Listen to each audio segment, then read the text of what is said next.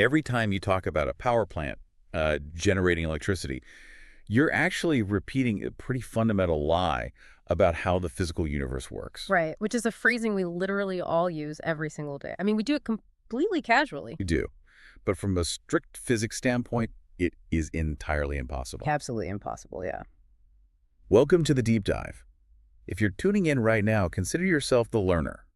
Someone who is deeply curious, values their time, and really just wants to see the hidden machinery behind everyday life. That's right. Today, our mission is to decode a really fascinating, honestly, pretty dense piece of source material. It's an excerpt from an Arabic engineering textbook titled Electrical Power Engineering 3. Yeah, it's a heavy text, but so rewarding. It really is. And our goal here is to take that simple, mundane act of plugging your laptop into the wall and trace that electricity all the way back to its literal cosmic origins. Okay, let's unpack this. Because while this is a technical manual, it's full of these incredible mind-bending aha moments. And we're going to start by shattering that lie we just mentioned. Yeah, because if you want to avoid information overload with a subject as massively complex as electrical engineering, you have to start with the bedrock rules. Right. And the textbook establishes the absolute bedrock right in its introduction. We do not make power. We don't generate electricity at all. It's crazy because the author actually uses prime real estate right at the start of this high-level engineering manual to warn students against falling for fake news. Which you wouldn't expect in an engineering book. No.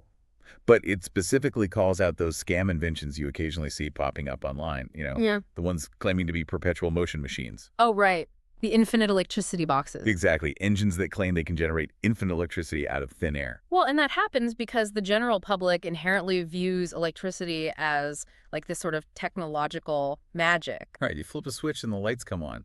It feels like magic. But the text grounds the student immediately in the principle of conservation of energy.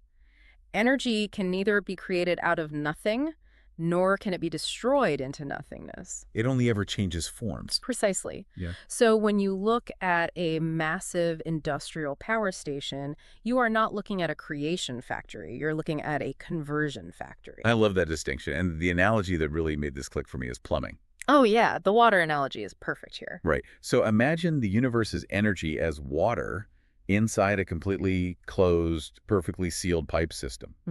You can't just, wish more water into your kitchen sink.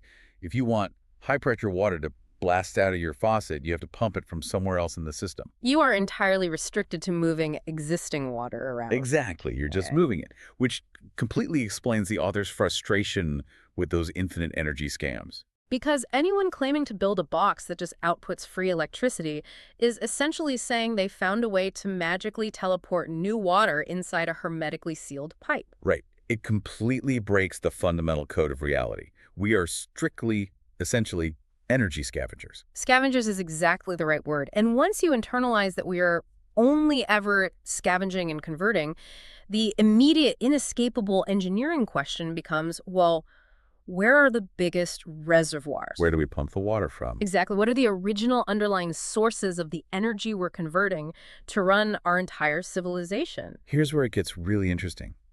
Because when the textbook breaks down our energy sources, it classifies them primarily into fossil fuels versus renewables. Right? Yeah, that's the standard breakdown. But it reveals that almost everything we use is actually just one specific source in disguise.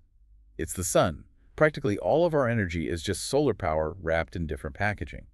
The text makes this incredibly clear, and it's a huge aha moment. Let's look at wind power, for example. We think of wind as its own distinct natural force, right?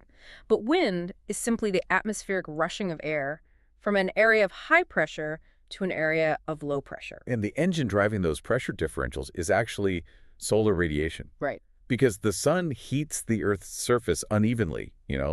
Deserts get hotter faster than oceans. The equator gets more direct sunlight than the poles. Exactly. And that uneven heating creates the thermal gradients in the atmosphere. So when you look at a massive, 300-foot wind turbine slowly spinning off the coast, you aren't actually harnessing the wind. No, the turbine is really just a mechanical gear being pushed by the atmospheric thermal engine. Yeah. And that engine is fueled entirely by the sun. It is indirect solar power. Wow. But the textbook also notes that renewables are still the minority, right? Fossil fuels, coal, oil, natural gas, they make up a staggering 90% of our daily energy use. They do. And the text is very objective about this. It highlights that fossil fuels are obviously the primary driver of environmental pollution and global warming, but it also acknowledges the raw engineering reason why they dominate so completely. Energy density. Energy density, exactly. Fossil fuels possess an incredibly high energy density, and they are remarkably stable for transport. Which makes sense. I mean, you can move millions of gallons of crude oil across an ocean in a way you simply cannot do with raw electricity. Not without massive losses, no. But if we strip away the geopolitics and the environmental impact for a second and just look at the raw physics of a fossil fuel, we run right back into the sun. We really do. Because the textbook defines these fuels as the buried remains of living organisms, like plants and animals from millions of years ago. Right, which were subjected to immense subterranean heat and pressure. That concentrates their carbon structures over geological time frames. But how did that biological matter grow in the first place? Photosynthesis. Ancient plants capturing solar radiation. Which means a lump of coal isn't just a rock you set on fire. It's literally a highly compressed, millions of years old solar battery. That's exactly what it is. When we burn a gallon of gasoline to drive down the highway, we are basically unleashing Jurassic-era sunlight that was trapped underground. That is just wild to think about. It is. And that timeline is what the engineer has to wrestle with. We are taking solar energy that required millions of years to charge into the Earth's crust. And we're converting it back into heat and kinetic energy in a matter of centuries. Precisely. But whether it's the real-time photons hitting a silicon solar panel, or the atmospheric thermal current spinning a wind turbine, or the ancient vegetation powering a steam plant, the ultimate reservoir is the sun. Although there is one glaring, profound exception mentioned in the text. Yes. What's fascinating here is the one major outlier. Nuclear energy. Right. Nuclear energy completely shatters the everything is solar rule. It operates on an entirely different physical paradigm. Nuclear energy does not rely on solar radiation, past or present, at all. It relies on the strong nuclear force, right? Exactly. The fundamental binding energy that holds the nuclei of atoms together. Forces that were literally forged in the universe long before our solar system or our sun even existed. Right. It's an entirely separate reservoir.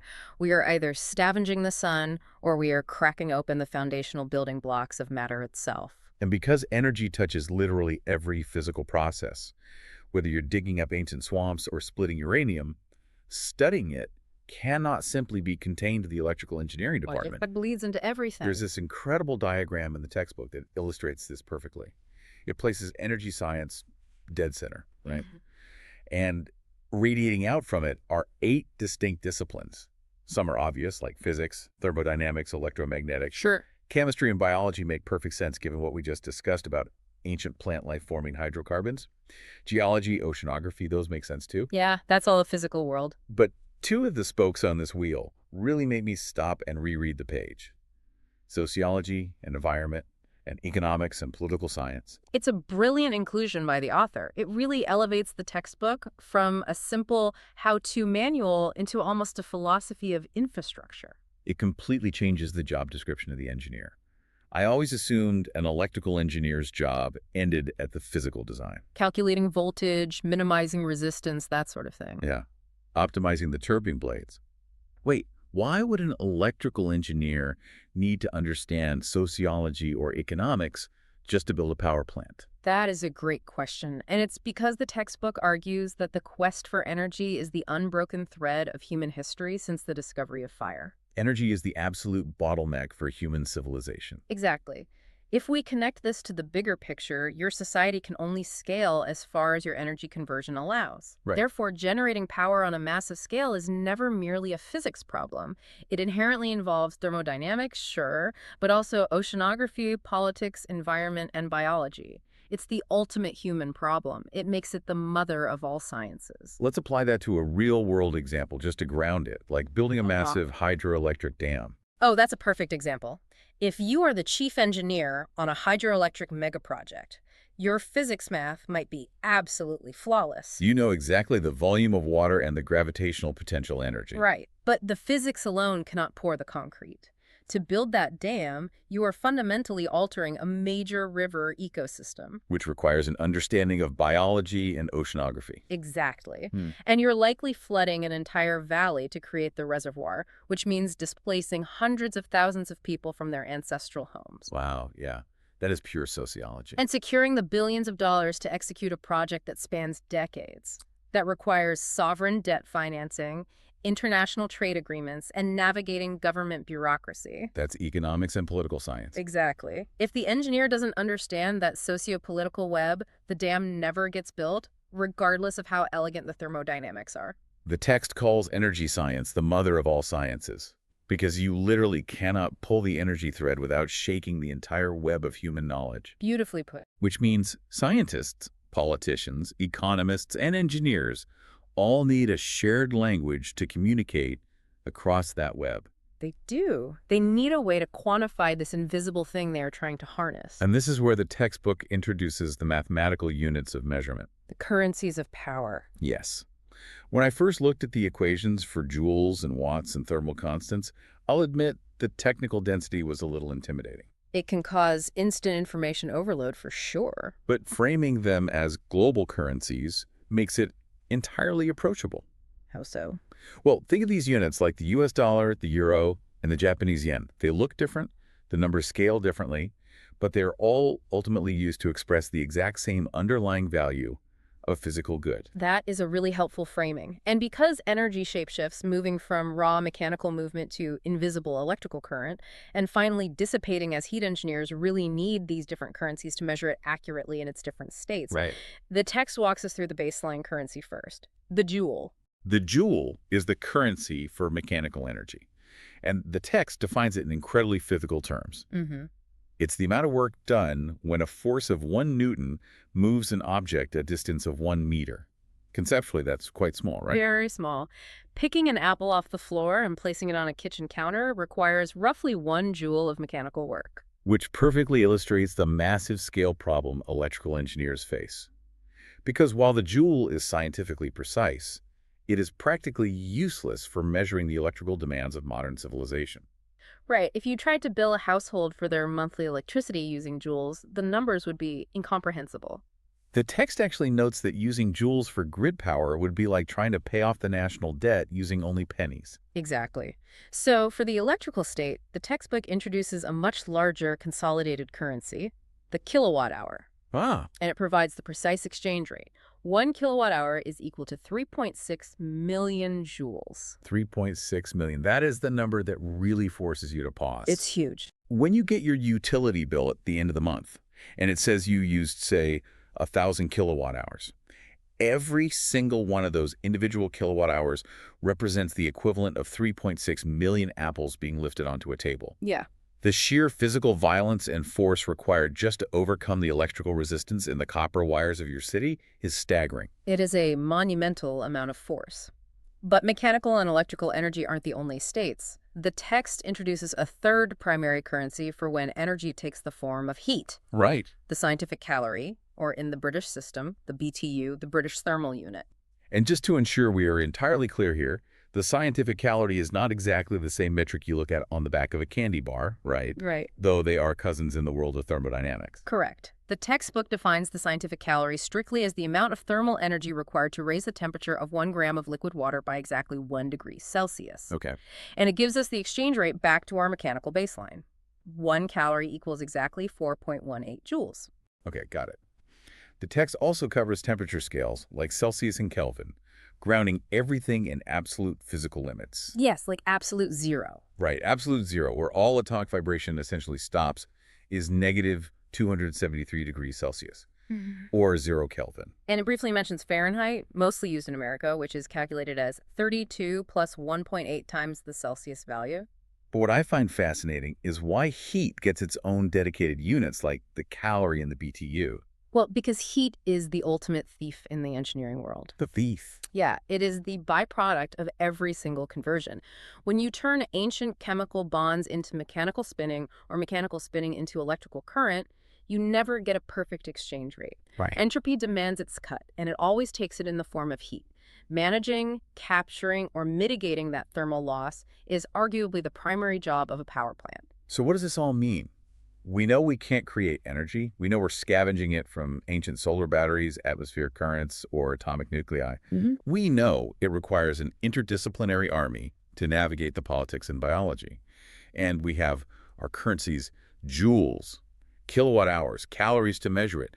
How does the textbook actually instruct an engineer to build the real-world conversion factories that do this on a massive scale? Well, the book divides the infrastructure into two main categories, conventional and renewable or new.